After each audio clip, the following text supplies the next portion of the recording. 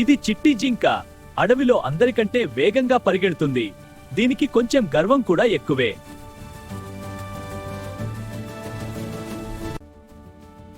హహహ, టింకు, నువ్వు ఎంత నెమ్మదిగా ఉన్నావు. అసలు నడవలేవా?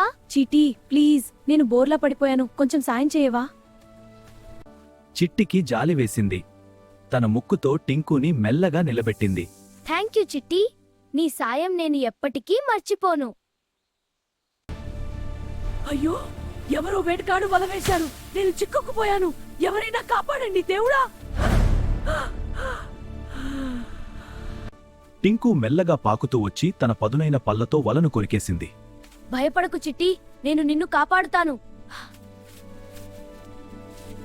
చిట్టికి అర్థమైంది, సాయం చేయడానికి వేగం కాదు, మంచి మనసు కావాలని. మంచి చేస్తే మంచి జరుగుతుంది.